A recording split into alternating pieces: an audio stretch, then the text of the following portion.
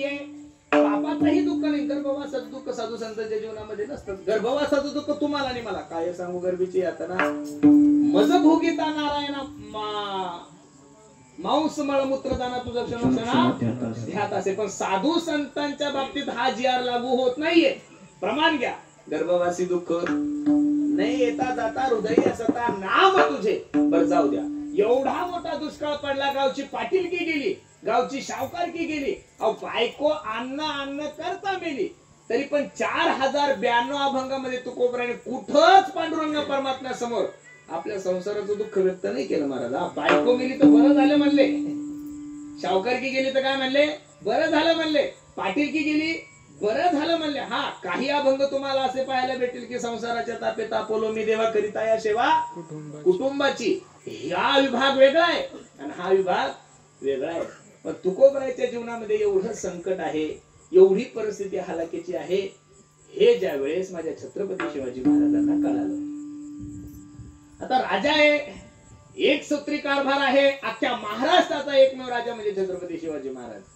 आणि माझ्या सद्गुरूची ही परिस्थिती पाहिल्यानंतर साहजिकच आहे, राजाने विचार करावा, जगाच्या कल्याणासाठी जे महात्मे अवतरित झालेले, ज्यांचा विषय फक्त जगाच्या कल्याणा संतांच्या विभूती देह कष्ट भीती उडते हे जन न देखावे डोळा येतो कळवळा म्हणून या. एवढं जर रात्रंदिवस समाजाची सेवा करतात हे लोक, एवढं जर समाजाला अज्ञानापासून दूर करून ज्ञानाकडे नेतात, तर मग अशा माणसाला एक टाइम जेवणाची व्यवस्था होणी काय, माझ्या राजापणाला आग लागो. म्हणून राजाच्या मनात सद्विचार निर्माण झाले आणि छत्रपती शिवाजी महाराजांनी काही सेवकांकडे हिरे माणिक मोती जडी सगळे मोती वगैरे घेऊन कोठे पाठवलं, तुकोबरायकडे पाठवलं. तुकोबरायकडे गेल्यानंतर त्या सर्व सेवकांनी जय हरी घातला, जय हरी जय हरी. आम्ही छत्रपती शिवाजी महाराजांकडून आलो. बरोबर या. येण्यास कारण विचारलं, काही नाहीये, तुमची परिस्थिती हालाकीची आहे असं ऐकलंय आम्ही की पत्नी अन्न करता मरण पावली. एका काळामध्ये तुम्हाला शावकार मानणारे लोक आज 2-2, 3-3 दिवस झाले तुमची चूल सुद्धा पेटत नाहीये. मग आमच्या राजांना असं वाटलं की बा तुमचा संसार सुखी व्हावा म्हणून त्यांनी काही हिरे माणिक मोती वगैरे सगळ्या काही गोष्टी आमच्याकडे पाठवलेल्या आहेत.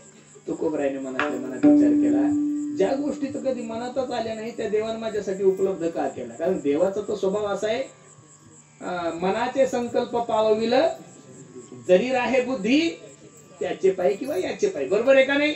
मनाचा संकल्प पूर्ण करणारा जर देव आहे तर माझ्या मनामध्ये कधी सोनं मिळावं ही अपेक्षाच नाहीये. आणि कन लगे माईक पदार्थ तेथे माझे नको देवा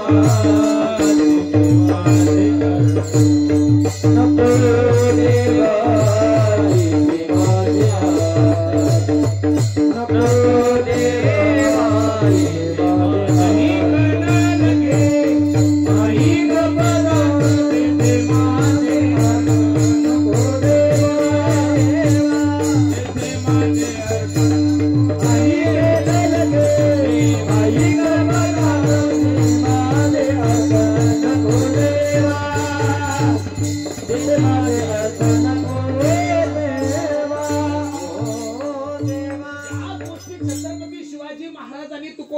पाठवल्या होत्या. अख्ख्या जीवनामध्ये जगद्गुरु तुकोबराय त्या गोष्टीला प्राधान्य दिलं नाही. जसे तुकोबराय उठले तसे पांडुरंगाच्या मंदिरात गेले आणि पांडुरंगासोबत भांडण करू लागले. खरं सांगू का महाराज, भांडण एक प्रकरणच तुकोबरायचं गाथ्यामध्ये. एक अभंग सांगतो, आमुची अभावे तुझ देव पण ते का विसरून राहिलासी, समर्थासी नाही उपकार स्मरण दिले आठवण वाचून या. चळण वळण सेवकाच्या बळे निर्गुणाच्या मुळे सांभाळावे. तुका म्हणे आता आलो खांडावरी आणि प्रेम देऊन हरी बुजवावे. जगद्गुरु तुकोबराय देवाकडे गेले. अबे देवा, काय अधिकार असेल मला तुकोबरायचा. अरे हे जे पंढरपूरला दरवर्षी जे 40-50 लाख लोक येतात हे तुझ्यामुळे नाही येत. आम्ही लोकांना सांगतो की आमच्या देवासारखा देव नाही तर खरं सांग बरं देवा, तुझं काय रे, सगळं जग तुला काळ म्हणतं बे, तू काळा आहे दिसायला. तरी आम्ही लोकांना काय सांगतो, राजस सुकुमार मदनाचा पुतळा, हे आम्ही लोकांना सांगतोय. अबे देवा काय बोलतो बे, चोट्टाय तू. चुरा चुरा कर माखन खाया गौलनी का आनंद कुवर काय बढाई दिखाव तुम्हारे. तू चोट्टाय देवा, तुझा खानदानी पेशा चोट्टीच आहे. तरी आम्ही लोकांना काय सांगतो, उदार तो हरी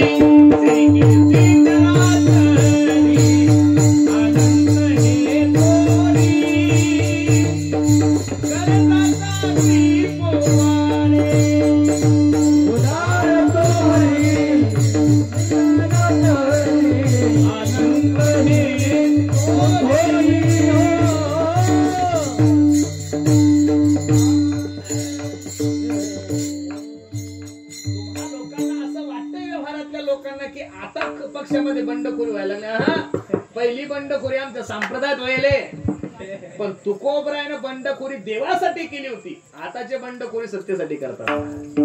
अरे आपल्या पक्षाचा मुख्यमंत्री असून, आपल्या पक्षात सर्व मंत्रिमंडळ असून, आपल्या आमदाराचं काम होत नसेल तर आमदार नाराज होणार नाही का?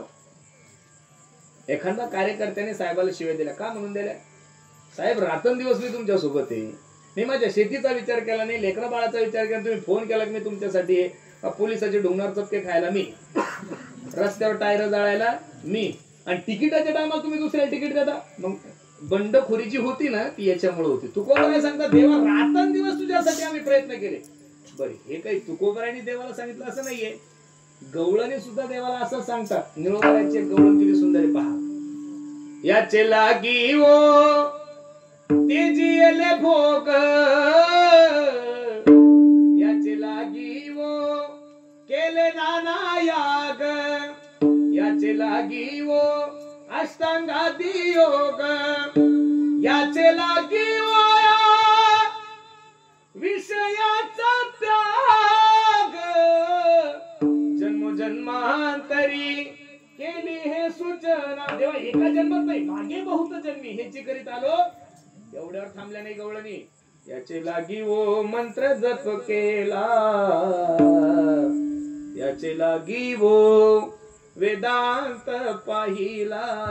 देवा एवढं तुझ्यासाठी केलं, आणि आमच्या पदरामध्ये काय पडलं रे? काय मोकली लेवणी सावधानी मी दिले, येतवरी होता संग अंगे अंग लपविले. मग गवळणीचा आक्रोश तुकोबराय सांगतात, का नाही अरे जग जेठी देई भेटी एक वेळा. तुकोबराय देवाला सांगतात, देवा ज्या गोष्टी तुम्ही माझ्या समोर उपस्थित केल्या त्या गोष्टीला मला जीवनामध्ये मी कधी प्राधान्यच दिलं नाही. माझ्या मनामध्ये काय चालतंय, मला काय अपेक्षा आहे हे मला तुला सांगायची गरज नाहीये देवा, कारण की न सांगता तुम्हा कळो येते विश्वी विश्वंबर परिहार चिन्ह लगे. तुकोबरायचं भांडण झालं. तुकोबराय परत त्या सेवकांकडे आले आणि त्या सेवकांनी सांगितलं, बाबा आमच्या राजाने तुम्ही सुखी व्हावं म्हणून तुमच्यासाठी हा नजराणा पाठवला. तुकोबराय तिथं सुद्धा त्या सेवकांना सांगतात, तुमच्या राजाला कसं कळलं की आमचं सुख याच्यात आहे? कारण तुमचा राजा फक्त महाराष्ट्रापुरता मर्यादित आहे. तुकोबरायची भाषा आहे बरं. तुकोबराय काय सांगतात, तुमचा राजा फक्त महाराष्ट्रापुरता मर्यादित आहे. आणि तुकोबरायच्या जीवनामध्ये कोण राजा आणि काय रव आणि काय रणक महाराज, मुंगी आणि राव आम्हा सारीखाची. तुमच्या राजाला जाऊन सांगा की तुम्ही फक्त राजे महाराष्ट्राचे आहे, आम्ही राजे तुका म्हणे आम्ही राजे त्रैलोक्याचे. पण तुकोबराय सांगतात, तुमच्या राजाने पाठवलं ना तर तुमच्या राजाला जाऊन सांगा, तुम्हाला असं वाटतंय आम्ही सुखी व्हावं, मग तुमच्या राजाला माझा निरोप द्या. काय निरोप तुकोबरायने दिला? तुकोबराय अभंगाच्या पहिल्याच्या, आम्ही तेने चुके,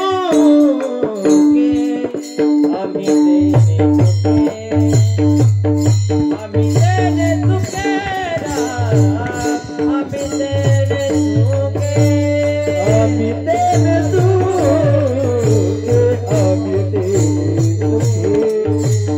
आम्ही तेने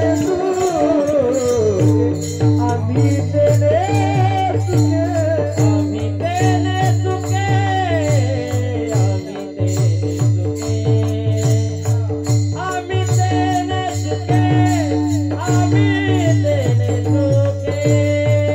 आम्ही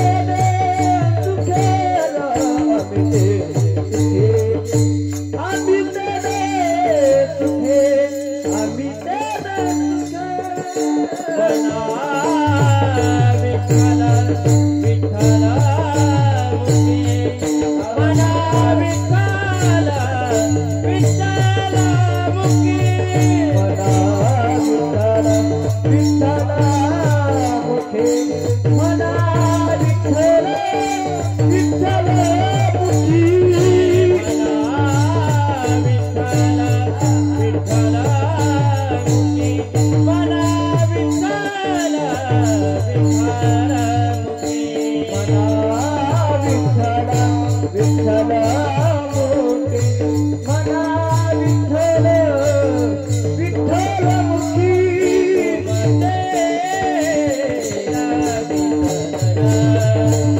Namaste.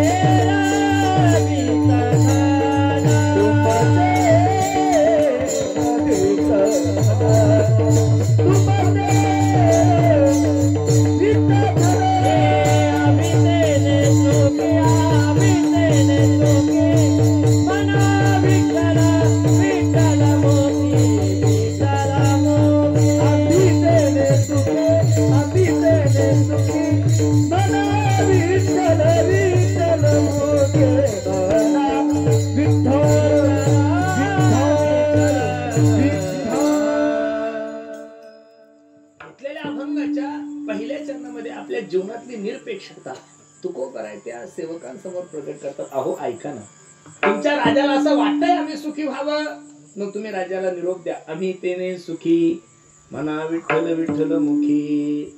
साधू संतांच्या जीवनाचं सुख वेगळं आणि तुमच्या आणि माझ्या जीवनाचं सुख वेगळं. तुम्हाला आणि मला कशा सुख लागेल काही सांगता येत नाही, पण ज्याच्यासाठी प्रयत्न करतोय तो सुखाचा आज होतोय. तुम्हाला आणि मला काही पत्ता लागला प्रमाणे सर्व सुखाची आशा जन्म गेला. क्षण एक मुक्ती यज्ञ, आपण सर्वजण यज्ञ म्हणतो. यज्ञ शब्द नाही बरी, शब्द काय यज्ञ. यज्ञ म्हणजे प्रयत्न. सर्व सुखाची आशा जन्म गेला, क्षण एक मुक्ती यज्ञ नाही गेला. हिंडता दिशा क्षीण फावला माया वेष्टीला जीव माझा. सर्व रात्रंदिवस जे प्रयत्न चालले ते सर्व सुखासाठी चालले. तुम्ही सर्व शेतकरी बांधव आहात. एवढी सुंदर जी कपाशी लावलेली आहे, तिला खत टाकतोय, तिला औषध शिकतोय, तिला खुरपून घेतोय, एकदम पोटच्या लेकासारखं तुम्ही तुमच्या पिकाला जपता. हे कशासाठी जपता? देवासाठी का पैशासाठी? बोलत चला जरा. कशासाठी? पैशासाठी. रात्रंदिवस तुम्ही कष्ट करता, पावसाचा विचार करत नाही, थंडीचा विचार करतोय, कशाचा रात्रंदिवस राब राब राब राब पाहिल्यासारखं शेतामध्ये राबता. हे कशासाठी? देवासाठी का सुखासाठी? जाऊ द्या. एवढ्या लांबून धावपळ करून मी सकाळी हिंगोलीला होतो, हिंगोलीचा प्रवास करून मी दिवसभर प्रवास करून तुमच्याकडे आलो. देवासाठी का सुखासाठी? हे नसेल कळलं. देवासाठी का पैशासाठी? बोला. हा आता कळलं तुम्हाला. नाही बोला बोला, लाजू नका तुम्ही अजिबात, असं मोकळं बोला. आम्हाला कळू दे आमच्याविषयी तुमच्या मनात. असं मनात ठेवू नका. सगळेजण बसल्या बसल्या लगेच म्हणजे महाराज लोकांचं काही सांगितलं की अशा गुदगुल्याच होतात महाराजा लोकांना. काय झालं काही कळत नाही. आणि काय बिचारे एवढे माग लागलेले काही काही तर बाबा बाबा पैसा पैसा काय देता हो महाराज तुम्ही. अहो तुम्ही शाल सुद्धा अशा कंपनीची देता की ते अंगावरही घेता येते डोंगालाही बांधता येत नाही. तुम्ही नारळ अशा कंपनीचे आणता की त्या नारळामध्ये पाणी सुद्धा नसतं महाराज. आणि जे पाकिट देतात ते डिझेल फास्टॅग जर घेतलं तर गरीब बायकोच्या हातात फक्त बिना पाण्याचं नारळ जातात. कहा गए ते तो कहा नाही और क्या लाया तो उसने. बरं त्या सोडून तिथं बसणाऱ्या सर्व मंडळीला माझा प्रश्न आहे. पारायण करून, ज्ञानेश्वरी वाचून, गाथा वाचून, भागवत करून, रामायण करून, कीर्तन करून, गायन करून, पखवाज वाजून एखाद्या महाराष्ट्रातल्या कीर्तनकाराने 500 एकर जमीन घेतली. एखाद्या महाराजांचं नाव सांगा बरं. आहे का कोणी? एकदा आमदार झाला 1000 घेतली. नावासहित सांगतो मी तुम्हाला. अहो कोरोना 2 वर्ष कीर्तन बंद होते महाराज. टमाटे इकले आमच्या लोकांना, काही केलं वांगे इकले, काही केलं डायरेक्ट धोतर सोडून दिला, पॅन्ट शर्ट घातलं, डायरेक्ट कंपनीत कामाला लागले. खरं सांगू का महाराज तुम्हाला? अजिबात नाही. तुम्ही जेवढा प्रचार करता तेवढा प्रचार नाहीये. लोक डायरेक्ट काही उदाहरण देत असताना लोक तुकोबराय का पैसे घेत होते का? ते तुकोबराय होते, आपण का तुकोबराय आहे का? बरं सांगणारे लोक महाराज तुकोबराय का पैसे घेत होते का? हो आम्ही तुकोबराय नाही. तुम्ही काही तुकोबरायच्या काळातले, त्याच्यामुळे तुम्ही शहाणपणा सांगायचा नाहीये. तुकोबराय पैसे घेत नव्हते. तुकोबरायच्या काळात लोक बी चांगले होते. आता लोक किती. आमचं कीर्तन रद्द करायचं असलं की लगेच फोन करतात महाराज त्याचा प्रॉब्लेम झाला रद्द. आपल्या जीवनात जर काही अडचण आली, आपण म्हणलं हो थोडी अडचण आहे महाराज तू डायरेक्ट म्हणजे डायरेक्ट कीर्तनाची तारीख घेतली म्हणजे त्याला असं वाटतं की 7 बाराच महाराज नावावर लिहून द्याला. लोक खरं सांगू का महाराज, हे लोक आहे महाराज हे ना ज्ञानोबरायचे झाले, हे ना तुकोबाईचे झाले, हे कोणाचेच झाले नाही. म्हणून मी तर प्रत्येक कीर्तनकार, गायक, वादक महाराज म्हणजे नेहमी सांगतो, जमाने के लिए हम एक बार है लेकिन जमाना हमारे लिए 1000 बार है. विठाला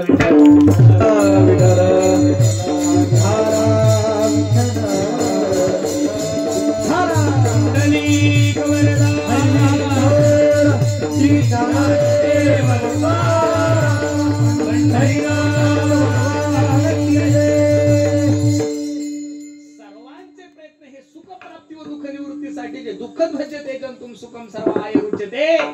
भामतीकार आपल्या ग्रंथामध्ये सांगतात की बाबांनो, सर्वांचे प्रयत्न हे सुखासाठीच चालू आहे. सुखासाठी कोणी प्रयत्न करत नाहीये. प्रयत्न चालू सुखासाठी आहे. फक्त ज्या मार्गाचं अनुकरण केलं तो मार्ग दुःखाचा आहे. कशाचा आहे? दुःखाचा आहे. मग जीवनामध्ये तुम्हाला मला जर सुख प्राप्त व्हायचं असेल तर तुकोबराने का अभंगात सांगितलं ना, आपुला तो एक देव करुणी घ्यावा ते नेविना जेव्हा सुख नव्हे. हे ठीक आहे, तुम्हाला सुख पाहिजे, तुम्ही देवाला आपलंसं करा, हे मान्य तुकोबर आहे तुमचं. पण इथं तुम्ही काय म्हणताय? की आम्ही तेने सुखी म्हणा विठ्ठल विठ्ठल मुखी, तुम्ही विठ्ठल विठ्ठल म्हणल्यानंतर मी सुखी होणार, ही लिंक काही मला अजून लागली कशी लागणार महाराज? पोट माझं दुखतंय. पोट कोणाचं दुखतंय? माझं दुखतंय. आणि आम्ही आमच्या गुंजाळ माऊलीला इंजेक्शन दिलं, जमल का? अरे पोट माझं दुखतंय म्हणल्यानंतर इंजेक्शन कोणाला घ्यावं लागेल? उद्धार कोणाला करायचा आहे? आनंद कोणाला प्राप्त करून घ्यायचा आहे? मला. गुलाबजाम तुम्ही खाताय आणि समाधान मला कसं होईल? गुलाबजाम मध्ये काय आनंद आहे, किती गोड आहे, किती दूध टाकलेले, किती खवा, हे सगळं मला खावं लागेल, तेव्हा त्या गुलाबजामचा आनंद काय भेटल? मला भेटल. तुकोबराय सांगतात की हे तुकोबरायचं गणित हा प्रश्न काही सुटला नाही की तुम्ही विठ्ठल विठ्ठल म्हणा आणि आम्ही सुखी होणार. याचं कारण सांगू का महाराज? साधू संतांचे जेवढे काही प्रमाण आहे, जेवढे काही संत मंडळी झाले, त्यांच्या जीवनाचं एकच ध्येय की हा समाज सुखी व्हावा. काय व्हावं? हा समाज काय व्हावं? यांना दुःख सोडून यांच्या जीवनात आनंद मिळावा आणि सुख मिळावं. आणि सुख प्रपंचात नाही. सुख कशात आहे? फलकट तो संसार आणि येते सार. सार सार सार विठोबा नाम तुझे सार. सार असणारा जो भगवान परमात्मा आहे तो सुखरूप आहे. महाराजांनी सांगितलं सुख रूपायचा तुझ्या कोणीचा, सुख रूपायचा तुझ्या कोणीचा, सुख रूपायचा तुझ्या कोणीचा, सुख रूपायचा तुझ्या कोणीचा. पांडुरंगा तारी खातो, माझ्या पांडुरंगा तारी खातो, सुख रूपायचा तुझ्या कोणीचा, सुख रूपायचा तुझ्या कोणीचा. माझ्या पांडुरंगा तारी खातो, माझ्या पांडुरंगा तारी खातो, सुख रूपायचा कोणता, सुख रूपायचा तुझ्या कोणता.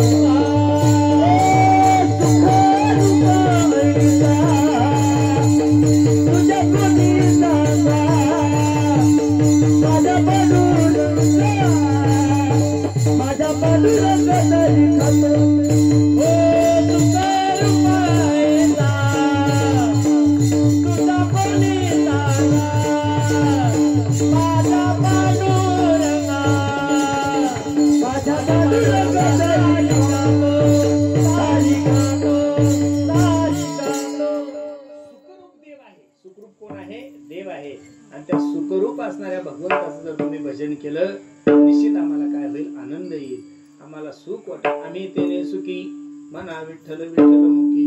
ते सेवक म्हणले महाराज ठीक आहे, तुमचा आनंद आम्ही विठ्ठल विठ्ठल म्हणण्यात आहे, पण आम्ही जे सोबत घेऊन आलेलो आहे हिरे माणिक मोती, ह्या गोष्टीला तुमच्या जीवनामध्ये काय प्राधान्य आहे?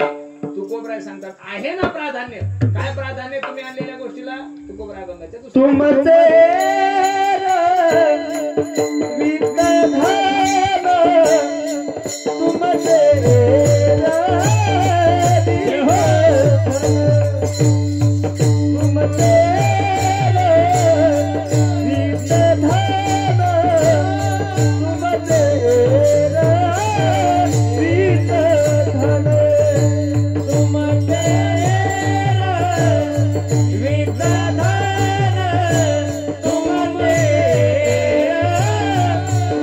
विघ्नधन, तुमचे विघ्नधन,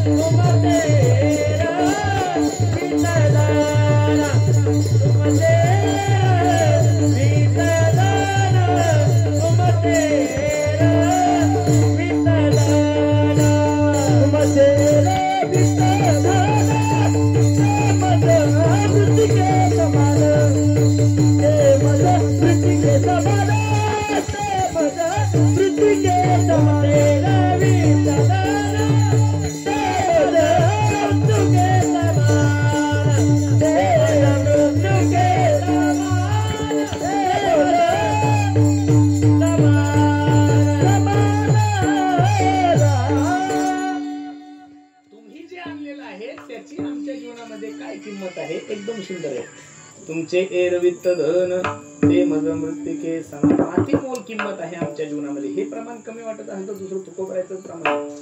सोने रुपे आमा मृत्तिके समान मानिक पाषाण खडे जैसे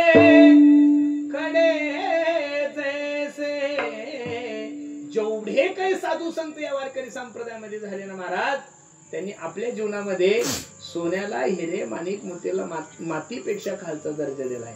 अजिबात प्राधान्य दिलं नाहीये. दाखवताना दाखवलंय सगळे वारकरी. काय झालंय माहितीये का, वारकरी संप्रदायाचा प्रचारच करत असताना ह्या जुन्या लोकांनी, सगळ्या लोकांनी, आपण लोकांनी वारकरी संप्रदाय भिकारी म्हणूनच समाजापुढे नेलाय महाराज. ही वस्तुस्थिती. वारकरी संप्रदाय भिकारी नाही हो.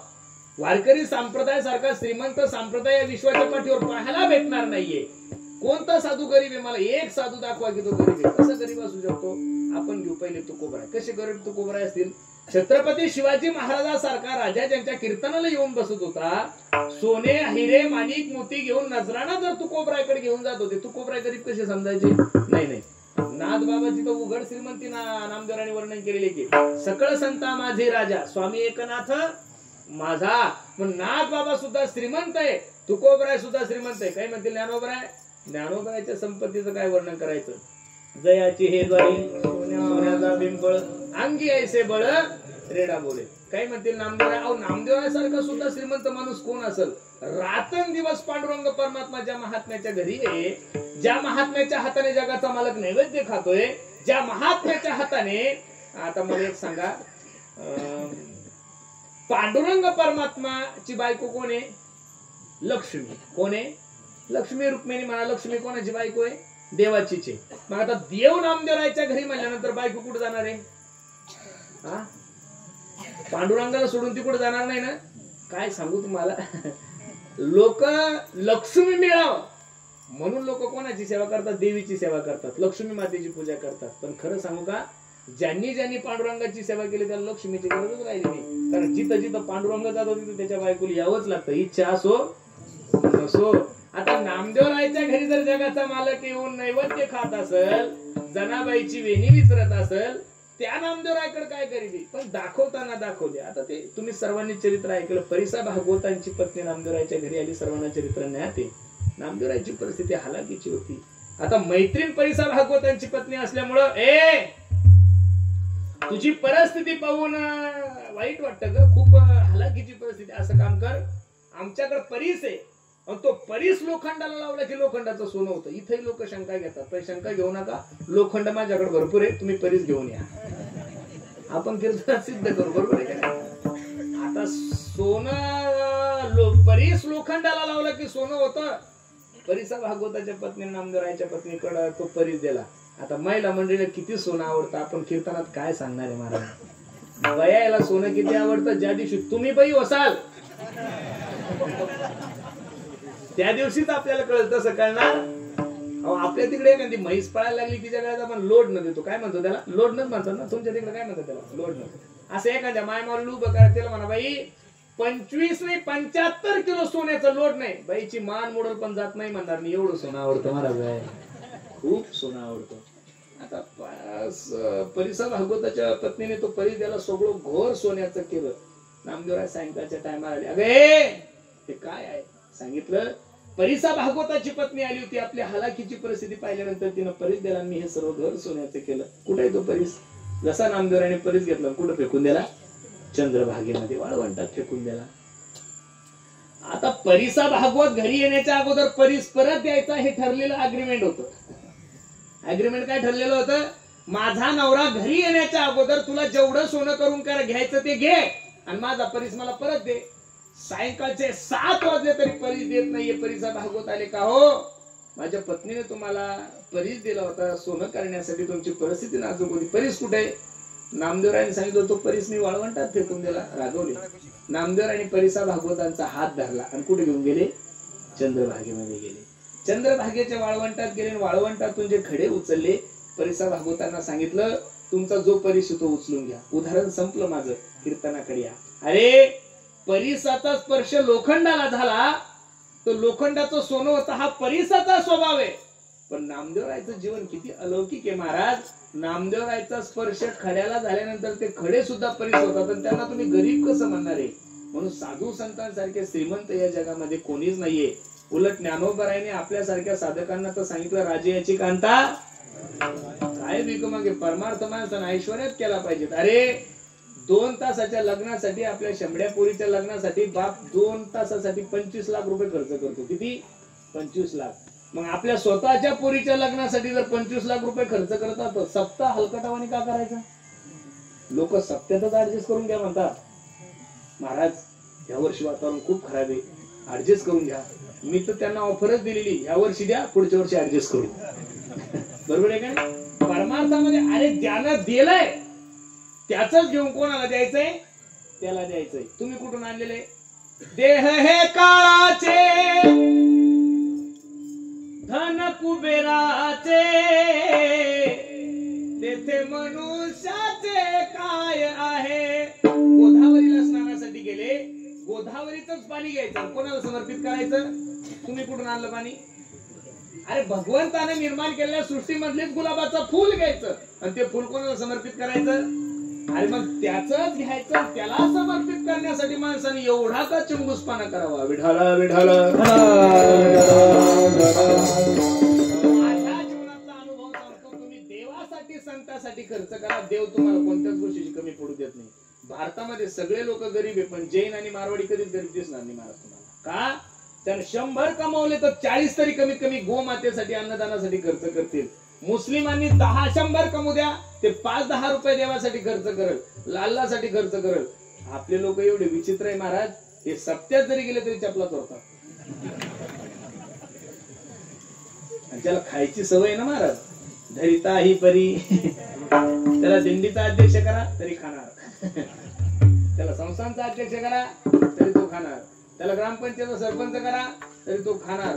ज्याला खायची सवय तो कुठेही न्या, खाणार खाणार. आणि मला तरी एवढं कळतं, 2 गोष्टी मी, एक आमची आजी होती ती नेहमी सांगायची, भाऊ देवाचं आणि भावाचं कधीच खाऊ नये. कोणाचं खाऊ नये? देवाचं आणि भावाचं कधीच खाऊ नये. आता खरं सांगा, कबीर महाराज एका ठिकाणी सांगतात, चिट्टी के पैरों में घुंघरू बसते वही भगवान सुनता है. चिट्टी म्हणजे मुंगी. मुंगी किती बारीक, तिचा तॉल किती बारीक, आणि तिच्या पायाला बांधलेलं घुंगरू किती बारीक. मग हे घुंगरू जर देवाच्या कानाला जात असेल तर खरं सांगा, तुम्ही दानपुटी फोडलेली कळणार नाही देवाला. तुम्ही दिंडीतले कांदे लसूण आणलं देवाला, असं अजिबात नाही. म्हणून देवाचं खाऊ नका. देवाचं खाल्ल्यानंतर माणूस कधीच श्रीमंत होत नाही महाराज. देवाचं खाल्ल्यानंतर माणूस बर्बादच होतो. विठाला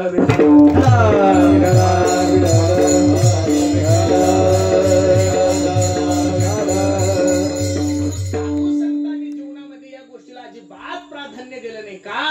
तुकोबराने सांगितलं, तुमचे एरवित धन ते मज मृत्तिके समान. मग का महाराज, तुम्ही सुखी होण्यासाठी अजून काय करावं लागल? तुकोबराय सांगतात, कंठी मिरवा तुळशी, व्रत करा एकादशी, गळ्यामध्ये पवित्र तुळशीची माळ घाला. काय घाला? गळ्यामध्ये माळ रुद्राक्षाची नाही सांगितली, गळ्यामध्ये माळ काय सांगितलेली आहे? तुळशीची. तुळशी कंठी मिरवा तुळशी, आणि व्रत करा तुळशी माळ गा, आणि गोपीचंदन ऊर्ध्व पुंड्र भाळ, आणि कंठी शोभे रुद्राक्षाची नाही तुळशीची. बरोबर आहे का नाही? लोक जीवनभर कोंबड्या खातात हो, लोक जीवनभर कोंबड्या खातात, आणि माणसं मेलेक लोक त्यांच्या तोंडात तुळशीचा पाला घालतात. हो, ही आपल्या हिंदू संस्कृती. तुमच्या तिकडे आहे का परंपरा बाबा? कुठे आहे बाबा? आहे ना? बंद करून टाका आजपासून. कोणी विचारलं का? पुरुषोत्तम महाराजांनी सांगितलं मला. का? ज्याने जीवनभर कोंबड्या खाल्ल्या तर तुळशीच्या पाना काय होणार आहे? असा एखादा नालायक तुमच्या परिसरातला मेला की कोंबडीचे पक्क घ्या आणि त्याच्या तोंडात घाला, मोक्ष मिळेल त्याला. कठीण झालंय महाराज. ज्यानं जीवनभर दारू पिली त्याची क्रिया फुलतांब्यालाच, ज्याने जीवनभर वाऱ्या केल्या त्याची सुद्धा अहो नाही हो महाराज. ज्याने जीवनभर पाप केलं त्याची असती. तुम्ही पैठणला नाही, काशीला नाही, त्र्यंबकला नाही, तुम्ही पार मानस सरोवराला जरी घेऊन गेले तरी फायदा नाहीये. म्हणून माझी विनंती, गळ्यामध्ये पवित्र तुळशीची माळ घाला. अरे मेल्यानंतर फक्त तुमच्या गळ्यातली माळ काढत नाही गड्यांनो. काय काढत नाही? माळ. काय काढत नाही? त्याचं 4 बोटा 4 अंगठ्या असू द्या, गळ्यामध्ये लॉकेट असू द्या, हातात सोन्याची घडी असू द्या, या हातात ब्रासलेट असू द्या, इतक्या हलकट लोक आहे माझ्या संसारामध्ये. मी नाही वर्णन करत, तुकोबराय सांगतात. बांधोनिया देती यमाची हाती, भूषणे घेती काढोनिया. अरे तुमच्या नेवाच्या परिसरामध्ये एखादा माळकरी माणूस मेला आणि त्याच्या गळ्यातली तुळशीची माळ काढली, असं उदाहरण ऐकलं का तुम्ही? बर, गोल्डन मॅन मेला. या माझ्या माया मावल्या तर एवढे हुशार आले. बाबा बाबा बाबा बाबा, काय बुद्धी दिलेली मला देवाना. अहो या रडता रडता हातावर पदर टाकून हातातल्या अंगठ्या काढतात हो मेलेल्या माणसाच्या. इतक्या हुशार आहे महाराजा. ही वस्तुस्थिती आहे. मी आळंदीला विद्यार्थी अवस्थेमध्ये असताना माझी परिस्थिती खूप नाजूक होती, घरची नाजूक होती. माझ्यावर एक प्रेम करायचा आमच्या गावातला म्हातारा माणूस होता, शावकार होता. ह्या मिशा जुन्या एकदम मस्त 90-95 किलो म्हाताऱ्याचं वजन, आणि त्याला माझं गायन खूप आवडायचं. आता घरची परिस्थिती नाजूक असल्यामुळे काही मनी ऑर्डर येत नव्हती, पण ते म्हातारा माझ्या गायनावर प्रेम करते. महिन्याला 100 रुपये पाठवायचा मला. मग त्याच्यामध्ये माझं चहा पाणी वगैरे साबण सुबण आपलं व्हायचं. आणि तब्येत जाडी असल्यामुळं पूर्वीचे लोक काय करायचे, कानामध्ये बाळ्या घालायचे. बघा भरपूर लोक घालायचे, आताही घालतात, पण पूर्वी लोक खूप मोठ्याल्या बाळ्या घालायचे. त्याच्या कानामध्ये 2-2 तोळ्याच्या बाळ्या होत्या महाराज. आणि ती तब्येत जास्त असल्यामुळं थोडं अटॅक आला, माणूस मेला. त्याच्या पोराने फोन केला, पुरुषोत्तम बाबा मरण पावले, तुला यावं लागल, उद्या सकाळी 10 वाजता अंत्ययात्रा आहे. मी आळंदीतून संध्याकाळी निघलो, सकाळी 7 वाजता पोहोचलो. आपल्या हिंदू संस्कृतीमध्ये एक नेम असा आहे, माणसाला स्नान घालण्यासाठी बाजीवर घेतलं की परत त्याला घरात येत नाही. त्याला कशावर बांधतात? त्या ताटीवर बांधतात. आता 10 वाजले, सर्व सांगू लागले, ओय 10 वाजले, महाराज आलाय, सगळे आले, चला चला, वेळ व्हायला लागला. आता म्हातारी रडत होती. म्हातारीने विचार केला, बाई बाजीवर जर म्हातारीला आंघोळीला घेतलं तर म्हातारीला परत घरात आणणार नाहीये. आणि रडण्याच्या नादात म्हातारीच्या कानात बाळ्या त्या काढायच्या ध्यान कोणाच नाहीये. इतक्या हुशार महिला. आणि मग ती मी पुढं कशी होतो, म्हातारी माझ्याजवळ, म्हातारी लागली रडायला. बरं एवढ्या मनीन एवढे गळे काढतात. आरा म्हातारी सुरू केलं, मालक तुमचा मिशा. एवढी स्वरात नव्हती का, पण मी इतकं बेसूर कसं गावणार, मला नाही जमणार ना ते. ओ मालक तुमचा मिशा. मिशावर थांबा ना म्हातारी. मालक तुमचा कानातल्या 2 तोळ्याच्या बाळ्या. बाळ्या म्हणल्याबरोबर पोराला जेवायला लगेच पोरगा आत गेलं. आडकी तांडव कट देशी म्हाताऱ्याच्या बाळ्या काढून घेतल्या. तू कोबरा वेडे होते का? बांधोनिया देती यमाची हाती, भूषणे घेती काढोनिया. म्हणून गळ्यामध्ये पवित्र तुळशीची माळ घाला. आणि काय करा, एकादशीचा उपवास करा. बाकीचे उपवास करण्यासाठी शास्त्रात कुठंच पुरावा नाही. 4 वेद आहे, 6 शास्त्र आहे, 18 पुराणे, गाथा आहे, ज्ञानेश्वरी आहे, तुकोबरायची गाथा आहे, नाथबाबाची गाथा आहे, ज्ञानेश्वर महाराजांची गाथा आहे. गुरुवार धरावा, मंगळवार धरावा, बुधवार धरावा, शुक्रवार धरावा, शनिवार धरावा, रविवार धरावा. हे वार धरण्यासाठी एक तुम्ही मला प्रमाण गाथ्यातलं आणून द्या, मी कीर्तन सोडून देईल. सोमवार धरावा याच्यासाठी गाथ्यात प्रमाण आहे. एकादशी करावी याच्यासाठी अंबरीश राजाचं चरित्र 9 स्कंदामध्ये आलेलं आहे. अंबरीश राजाची कथा आहे. पण शनिवार धरावा आणि गुरुवार धरावा. काही लोक म्हणतात आम्ही साईबाबाचा धरतो, ठीक आहे, चांगली गोष्ट आहे. काही म्हणतात आम्ही स्वामी समर्थाचा धरतो, चांगली गोष्ट आहे. आपल्या हिंदूच्या शाखा आहेत त्या, मी नाव नाही ठेवत कोणत्या संस्थांना. अरे थडग्यावर जाणारे लोक साईबाबाला येतात, चांगली गोष्ट आहे ना महाराज. थडग्याकडे जाणारे लोक जर आता स्वामी समर्थाकडे येतात, चांगली गोष्ट आहे, ती आपली शाखा आहे. काही म्हणतात आम्ही गजानन बाबाचा गुरुवार धरतो. मला एवढंच सांगायचं, गजानन बाबा जन्माला येण्याच्या अगोदर, स्वामी समर्थ जन्माला येण्याच्या अगोदर आणि साईबाबा जन्माला येण्याच्या अगोदर गुरुवार कोणाच्या बापाचा होता तेवढं सांगा, आपण कीर्तन संपून टाकू. शास्त्रानं जे उपवास सांगितले ते उपवास करा. बाकीचे उपवास करणं म्हणजे काय महाराज? आठवलं उदाहरण सांगतो. एका मुलीचं लग्न झालं महाराज, माया ऐका ध्यान देऊ. आता लग्न झाल्यानंतर ती सासरी गेली. सासरीहून 2-4 महिन्यानंतर आल्यानंतर तिचं नाव सकू होतं, तिच्या मैत्रिणीचं नाव ठकू होतं. ती ठकू सकूला म्हणली, सकू कसं आहे ग तुझं सासर? डोळ्याला धारा लागल्या. अगं वेडे, सासर नाही ग, माझ्या बापानं स्वर्ग पाहून दिलं माझ्यासाठी. बर बर बर बर. कसा आहे ग तुझा सासरा?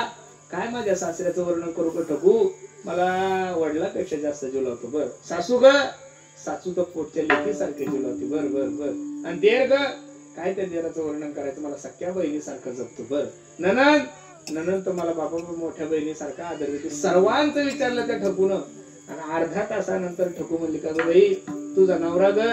सकू हळूच म्हणली बाई 6 महिने झाले तुम्ही मला बोलतच नाही म्हणे. कीर्तनाकडे या. लग्न झाल्यावर मुलीवर नवऱ्याने प्रेम करावं का बाकीच्या नातेवाईकांनी प्रेम करावं माया हो? लग्न झाल्यानंतर मुलीवर नवऱ्याने प्रेम करावं का बाकीच्या लोकांनी? नवऱ्याने. अहो नवरा प्रेम करत असल्यानंतर पुनर्गाव राहायची काय गरज आहे? नेवशल रूम करता येते. हरी आला हाता मग काहीची बाई चिंता तसा नवरा आला हाता.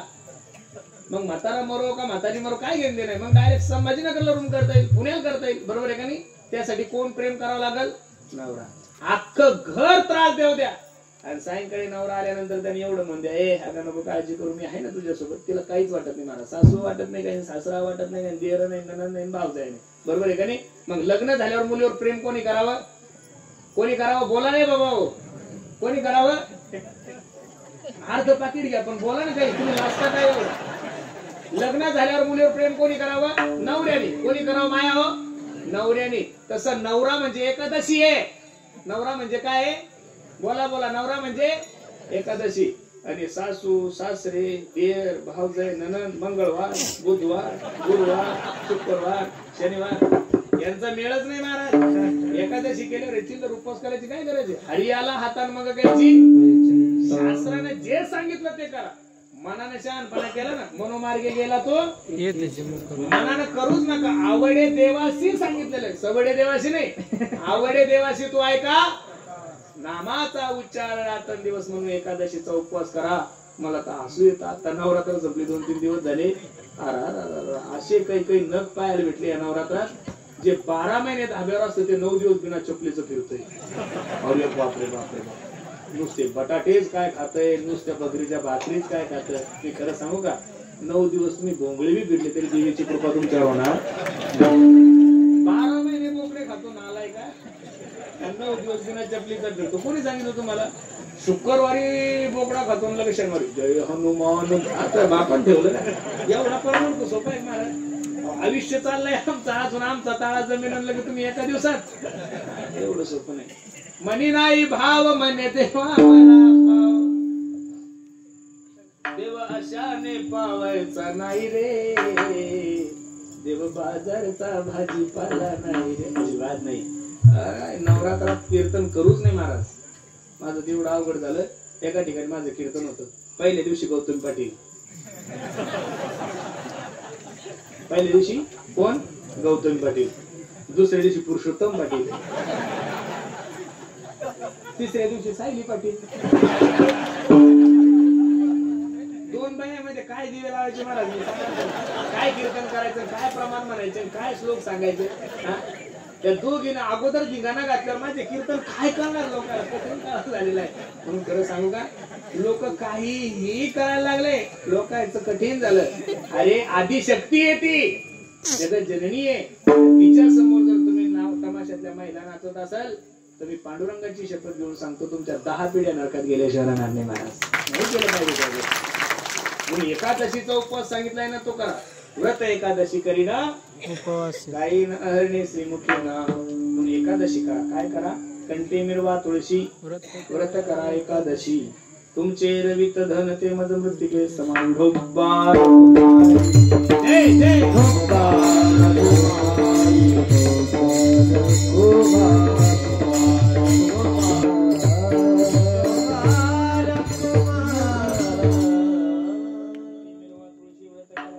म्हणवा. हरीचे दास तुका म्हणे माझं तुकोबर शेवटची इच्छा सांगतात. हरीचा दास म्हणवा. काय म्हणवा? हरीचे दास. काय झालंय माहितीये का? माणसं संसाराचे दास झाले महाराज. संसाराचं दास होणं म्हणजे गाढवाने शेत खाल्लं पाप ना पुण्य. माझे गुरुजी मला नेहमी एक वाक्य सांगतात. पुरुषोत्तम 100 गाढवाचं मालक होण्यापेक्षा एका शायनेचं दास झालेलं कधी चांगले. साधूचं दास होण्यात फायदा काय? अरे साधूचं सेवक होण्यामध्ये, साधूचा दास होण्यामध्ये किसनगिरी महाराजासारख्या महात्म्याची दासच झाली नाही माई.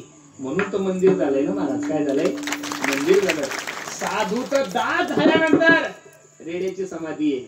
साधूचा दास झाल्यानंतर ज्ञानोबरायची प्रदक्षिणा करत असताना भिंतीचं दर्शन केल्याशिवाय पुढे जाता येत नाही आणि प्रदक्षिणा पावत नाहीये. काहीच केलं नाही रेड्यानं. फक्त काय झाले, ज्ञानोबरायचे काय झाले, दास झाले. दास होण्यात जी मजा आहे ती मालक होण्यात अजिबात नाहीये. नोकर होण्यात काय मजा आहे महाराज, सेवक होण्यात काय मजा आहे. सेवकामध्ये आणि नौकरामध्ये आणि दासामध्ये फरक आहे महाराज, बरोबर आहे का नाही. नौकर वेगळा आहे, जेवढं काम सांगितलं तेवढं करतो आणि तो पैसे घेतो म्हणून त्याला काय म्हणलेलं आहे, नौकर. आणि दास असा असतो कोणत्याही प्रकारची अपेक्षा न करता अख्खं जीवन आपल्या एखाद्याच्या चरणी समर्पित करतो, त्याला काय म्हणतात, दास. म्हणून माझे गुरुजी मला नेहमी वरतीला आला होता, संत दासानुदास. काय म्हणतात ते, संत दास होत असताना साधूचं व्हा, देवाचं व्हा. साधूचं दास झाल्यानंतर फायदा, प्रमाण घ्या. संत समागम एखादी परिभावे त्यांच्याद्वारी. दास झाल्यानंतर तेथे रामनाम होईल श्रवण आणि घडेल भोजन उच्चिष्टाचे. तुमच्या तिकडे ते गाड्याचे बैल आहे का, कमी आहे. पुण्याकडे खूप आहे. एक एक बैल 25-25 लाखाचा आहे महाराज. माणसाला खायला बदाम नाही, त्यांना बदाम आहे माऊली, काजू, काय त्यांचं महाराज. ते बैल सांभाळण्यासाठी 4 माणसं आहे महाराज. आणि बैल बी असे बाबा बाबा बाबा बाबा, त्यांना बघितलं की बघत राहा वाटतं, एवढे सुंदर बैल. दुधाना आंघोळ घालतात महाराज, एवढं प्रेम करतात त्या बैलावर. 8 सेकंदामध्ये कितीतरी किलोमीटरचा ते गाडा पळतात. कोणाला स्कॉर्पिओ भेट, कोणाला थार भेट, कोणाला बुलेट भेट. पण एवढं जरी तो पळत असेल बैल, पण अशा बैलाचं कोणी दर्शन घेताना पाहिलं का, अशा बैलाचं कोणी दर्शन घेताना पाहिलं का. गाड्याला किती 5 सेकंदामध्ये 5 किलोमीटर पळू द्या, पण महाराष्ट्र गाड्याच्या बैलाचं दर्शन घेणार नाही, नाही आणि नाही. ज्ञानोबराय तुकोबरायच्या पालखीच्या बैलाचं दर्शन घेतल्याशिवाय वारकरी सुद्धा पुढे जात नाही. दास ज्ञानोबरायचे कोणाचे, काही माणसाकडे 25-25 लाखाचे घोडे, 25 नाही 50-50 लाखाचे घोडे. ते घोडे पाहिले की बाप रे बाप, काय ते घोडे. मग त्या घोड्याचं कोणी दर्शन घेतं का. त्या घोड्याला सांभाळायला 5-5 माणसं आहे, पण त्या घोड्याचं दर्शन नाही कोणी घेत. त्याचे फोटो काढतील, त्याच्या घरामध्ये फोटो लावतील, पण महाराज त्या घोड्याचं दर्शन कोणी घेणार नाहीये.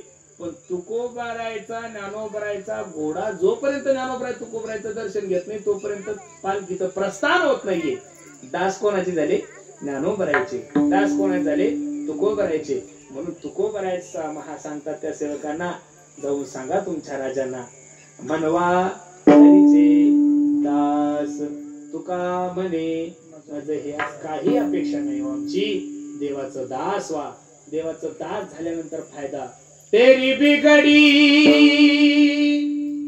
हो, तेरी बिगडी बनाएगा विश्वास जरूरी. तुम्ही त्याच्यावर विश्वास ठेवा, त्याचा दास व्हा.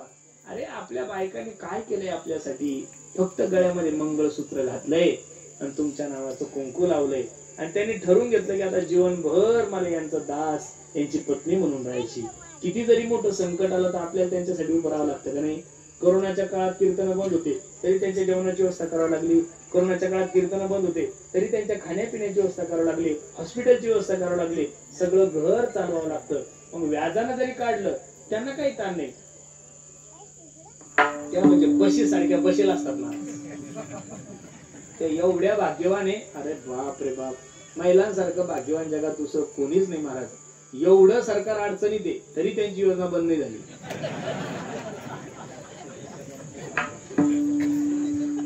लाडक्या बहिणीमुळे सरकार आलं आणि येऊन अडचणीत आले. बरोबर आहे का नाही. त्यांना किती पाप लागणार आहे देव जाणे महाराज. यांच्यामुळे किती कॉन्ट्रॅक्टर लोकांनी भाषा घेतली. आज शेतकऱ्यांना जी मदत भेटत नाही, हे सगळं जर पाप कोणाला लागत असेल तर लाडक्या बहिणीला लागतंय महाराज. कारण यांची योजनाच नसती राबवली तर तिजोरी गच्च राहिली असती. आता सगळ्या तिजोऱ्या लटकते रही ना रे. कोणत्याही मंत्र्याकडे जातो फक्त नामधारी आहे, 1 रुपया ठेवला नाही महाराज. आपने ही बनाई ये हालत मेरी, आप ही पूछते हो ये क्या हो गए. बरोबर आहे. विनोदाचा भाग सोडून द्या. मी काय सांगत होतो तुम्हाला, दास झाल्या जीवनभर त्यांची माणसाला सेवा करावी लागती. म्हणून दास देवाचं व्हा आणि देवाचं दास व्हा, नाही तर साधूचं दास व्हा. आणि साधूचं दास झाल्यानंतर निश्चित तुमची संसार रूपी नौका माझा भगवान परमात्मा बैल तिरा निर्माणवा हरीचे दास. तुका म्हणे म्हणजे हे आस तुमचे रवित धन ते मज मृत्तिके अभंगाची सरळ भूमिका मी तुमच्या समोर ठेवली. तसं पहिल्या दिवशी कीर्तन म्हणल्यानंतर नामपर अभंग घेतला पाहिजे, पण हा आज आवर्जून घेतला. बरं, मला आमच्या माऊलीने हा अभंग सांगितला होता, म्हणे याच्यावर कीर्तन कर, म्हणे तुला जसं जमल तसं. म्हणजे हे चिंतन त्यांचंच आहे, पण कीर्तन संपल्यावर मी नारळ तुम्हाला देणार, पाकिट घेऊन जाणार. कारण चिंतन तुमचं, त्याच्यामुळे तुम्ही हकदार आहात नारळाची, पण कष्ट माझे असल्यामुळे पाकिट मला हवे. बरोबर आहे का नाही? आणि त्यांनी मला त्याची पार्श्वभूमी सांगितली होती की दादा हा अभंग खूप सुंदर आहे, तुला जमतो का बघ. आता त्यांनीच सांगितलं, त्यांना मला योगायोग आहे, मी तो अभंग तुमच्या समोरच कीर्तन करतो. मी काही या अभंगावर कीर्तन केलं नाही बरं, खरं सांगतो तुम्हाला. त्यांनी सांगितलं दुसरं असेल कीर्तन, आणि त्याच्यामुळे पहिल्या दिवशी संताचा कार्यक्रम आणि संताचंच चरित्र तुम्हाला सर्व मायबापासमोर जसे ज्ञानोबराय तुकोबाराने बुद्धी दिली तसं मी सांगण्याचा प्रयत्न केला. ज्या मातेच्या, ज्या संताच्या, ज्या साध्वी आमच्या काय नाव कुंजामाई यांच्या मूर्ती प्राण प्रतिष्ठा तथा कलशार होण्यानिमित्त हा भव्य दिव्य स्वरूपाचा कार्यक्रम, त्यानिमित्त तुम्हा सर्व मायबापाच्या दर्शनाचा योग आमचे जगदीश भाऊ यांच्या वतीने माझ्याकडे आला. देवाचं माझ्यावर प्रेम खूप आहे. सगळीकडे पाऊस पडला पण इथं नाही पडला. बरं, तशी हवा चालू आहे, तो कधी येईल काही सांगता येत नाहीये. त्याच्यामुळे मी लवकर उरकलो, कारण की जेवण राहिले अजून. बरोबर आहे का नाही? म्हणून सगळीकडे पाऊस चालू आहे. मी ज्ञानोबराय तुकोबारायला पांडुरंग परमात्म्याला विनंती करेल, देवा आता बस झालं, किती शेतकऱ्याचा अंत पाहणार आहे. माझी विनंती आहे, सरकारला सुद्धा संप्रदायाच्या वतीने विनंती करतो, सरकार थोडं लक्ष द्या. 2-3 हवे नाही झाले तरी चालेल, 2-3 उड्डाण पूल नाही झाले तरी चालेल, 2-3 चांगल्या योजना नाही राबवल्या तरी चालेल, पण आज शेतकऱ्याला कोणाची गरज आहे? तुमच्या मदतीची गरज आहे. सरकारने निश्चित शेतकऱ्याला भरघोस मदत द्यावी. काय झालं काही कळत नाही महाराज. जगाचा पोशिंदा आहे शेतकरी. कशाचा पोशिंदा आहे? जगाचा पोशिंदा आहे. कोणी अडचणीत येऊ द्या महाराज, सरकार त्याच्या पाठीमागे उभं राहतं. पण जो शेतकरी देश चालवतो, जो शेतकरी जग चालवतो, त्या शेतकऱ्यावर संकट आल्यानंतर लोक का म्हणून उभे राहत नसतील मला काही कळत नाही. अरे कोरोनाच्या काळात हॉटेल बंद होती गड्यानो, कोरोनाच्या काळात कंपन्या बंद होत्या, कोरोनाच्या काळात बिझनेस बंद होते, कोरोनाच्या काळात शाळा बंद होत्या, सगळं बंद होतं. पण सगळं बंद असताना सुद्धा तुमच्या पोटाची काळजी करण्यासाठी शेतकरी रात्रंदिवस शेतात कष्ट करत होता. पण त्याच्यावर जर संकट आलं तर निश्चित शेतकऱ्यासाठी आपण उभं राहावं. हे देश जर चालवायचा असेल तर हा देश चालवतो शेतकरी. चालवतो कोण? शेतकरी. पण आज सर्वात जास्त दुर्व्यवस्था जर कोणाची असेल, शेतकऱ्याची. 2-4 दिवसापूर्वीचा घडलेला प्रसंग आहे. मी परभणीला कीर्तनाला गेलो होतो. दुपारची वेळ होती. एक शेतकरी डोक्याला हात लावून बसला होता. 25 एकर सोयाबीन मध्ये कमरा इतक्याला पाणी होतं. मग मी म्हटलं बाबा किती खर्च आला हो? तो म्हणे महाराज 25 एकरला 6-7 लाख रुपये गेले, सर्व नुकसान झालं. शेतकरी म्हणला महाराज अहो नका, ह्या वर्षी नाही सोयाबीन झाली तर मी समजेल, जाऊ द्या, ह्या वर्षी पाऊस नाही झाला, हे नाही झाला. पण महाराज सोयाबीन नाही झाली तरी चालतं, पण या शेतीतलं पाणी कमी झालं पाहिजे. तो अहो मला आता सोयाबीनच जळली तर शेतीच्या पाण्याचं काय करायचं? जाऊ द्या ना, असू द्या ना पाणी. नाही हो म्हणे महाराज, जर शेतीतलं पाणी कमी झालं तर माझ्या घरामध्ये 4 जनावर आहे, माझ्या गोठ्यामध्ये 4 जनावर आहे. माझं जरी नाही पोट भरलं तरी चालेल, पण याच्या भुसानं माझे 4 जनावर जरी चांगले राहिले तर मी समजेन माझं जीवन सार्थक झालं. मी खरं सांगू का, माफी मागून एक वाक्य बोलण्याचं धाडस करतो. जेवढं साधूचं अंतकरण चांगलं आहे महाराज, तेवढंच शेतकऱ्याचं अंतकरण चांगले. एवढे आघात होऊन सुद्धा शेतकरी किती संघर्ष करतोय. म्हणून खरं सांगू तुम्हाला, निसर्गालाच आपण विनंती करू, भगवंतालाच विनंती करू, मेघराजाला विनंती करू. अरे सरकार तर आतापर्यंत कोणत्या शेतकऱ्याचं झालं नाही. मग ते काँग्रेसचा असो, बीजेपीचा असो, शिवसेनेचा असो, कोणाचा असो, सगळे एकाच चढी एक नालायक आहे महाराज. त्यात कोणीच चांगलं नाहीये. मी खरं सांगतोय तुम्हाला, कोणतंच सरकार शेतकऱ्याचं नाहीये. सरकार शेतकऱ्याच्या विरोधात गेल्यानंतर शेतकऱ्याला कधीच दुःख होत नाही. पण ज्या दिवशी निसर्ग शेतकऱ्याच्या विरोधात जाईल ना, त्या दिवशी शेतकरी खचून जातो. आणि आज सरकार शेतकऱ्याच्या विरोधात नाहीये महाराज, शेतकऱ्याच्या विरोधात निसर्ग आहे. म्हणून निसर्ग ज्याच्या सत्तेनं चालतो त्या भगवंताला विनंती करू, भगवंता निश्चित आमच्याला शेतकऱ्याच्या संकटातून दूर कर. अशी विनंती आपण भगवंताच्या चरणी अर्पण करू. खूप सुंदर नियोजन तुम्ही सर्व मंडळी केलंय. पहिल्या दिवसाची सेवा असताना असं वाटतंय की आज जागराची सेवा आहे, बरोबर आहे का नाही? म्हणून खूप सुंदर नियोजन. आमच्या जगदीश दादाच्या विनंतीला मान देऊन तुम्हा सर्व मायबापाच्या दर्शनाचा योग माझ्या जीवनामध्ये प्राप्त झाला. जे बरोबर आहे ते माझ्या सद्गुरू जोग महाराज वारकरी शिक्षण संस्थेच आहे. चुकीचा असेल माझ्या बुद्धीचे दोष. कार्यक्रमासाठी उपस्थित सर्वच गुणीजन महाराज मंडळी, त्यामध्ये प्रामुख्याने ज्यांनी गोड असा पकवा गाजवला आमचा योगेश दादा, दादालाही द्यावे तेवढे धन्यवाद. कधी कधी एक पकवाजा भेटत नाही, आज पकवाजे वेटिंग वर आहे, बरोबर आहे का नाही? पकवाजे म्हणजे आपल्या इथले पकवाजे म्हणजे बीजेपी पक्ष झाला, कोणी इथंच प्रवेश करू राहिलं, बरोबर आहे का नाही? 2 वेटिंग वर आहे, पण ज्याच्या हातात लागली सत्ता त्याने घेतला चान्स आणून, बरोबर आहे का नाही? आणि योगेश दादालाही द्यावे तेवढे धन्यवाद. जेवढे गायक मंडळी, परिसरातील गुणीजन मंडळी, त्यांच्यासाठी सर्वांनी एकदा टाळी वाजवली. आज आवर्जून कार्यक्रमासाठी उपस्थित सर्वच महाराज मंडळी, त्यामध्ये प्रामुख्यानं माझे परम मित्र आपल्या भागाचा वैभव युवा कीर्तनकार आमचे ज्ञानेश्वर माऊली गुंजाळ दादाही कार्यक्रमासाठी उपस्थित आहेत. विकास महाराज, आम्ही आमच्या संस्थेवरच आमचे विकास दादा राहायला होते, तेही सुंदर कीर्तन करतात. विकास दादालाही द्यावे तेवढे धन्यवाद. आमच्या आपल्या भागाचं वैभव आमचे संदीप दादा, तेही कार्यक्रमासाठी उपस्थित आहे. गुंजाळ माऊली, मी आणि आम्ही. तुम्ही तुकाराम शास्त्रीकडेच होते राहायला. हरी महाराज, वा वा वा, तेव्हापासून तसेच काहीच बदल नाही झाला आमच्या हरी. तेव्हा शांतच होते, काही चेंजेस झालं का? तसेच अजून शांतच आहे. घेनम नास्ती देनम नास्ती, मस्त आपने दोन में रहता हूं, भगवान का नाम जपता हूं. आमच्या हरी महाराजांना आम्ही सोबत होतो. ते तुकाराम बाबाकडे होते राहायला ना, आम्ही खाली पुंडलिक राहाय, भूत बंगला होता तो, तिथले सगळे भूत. आम्ही ते तुकाराम शास्त्रीकडे होतोय. सर्वच मंडळी खूप आनंदाने आम्ही 10-12 वर्ष सोबत राहिलो. बाबाही कार्यक्रमासाठी उपस्थित आहेत. त्यांची गोड अशी माईक सिस्टीम आहे. आपल्या भागाचं वैभव असणारे आमचे जगदीश भैया, खूप त्यांचा आग्रह होता की महाराजांची तारीख मिळवा, म्हणून दादामुळे तुम्हा सर्व मायबापाच्या दर्शनाचा योग आला. दादांनाही द्यावे तेवढे धन्यवाद. मगाशी येता येता ज्यांच्या ऑफिसला भेट झाली आमचे प्रतीक भैया, दादाही द्यावे तेवढे धन्यवाद. दादाही कार्यक्रमासाठी उपस्थित आहेत. सर्वच मंडळी, तुम्ही सर्वांच्या चरणी मी माझा माता ठेवतो. वाणीला पूर्णविराम. ज्ञानेश्वर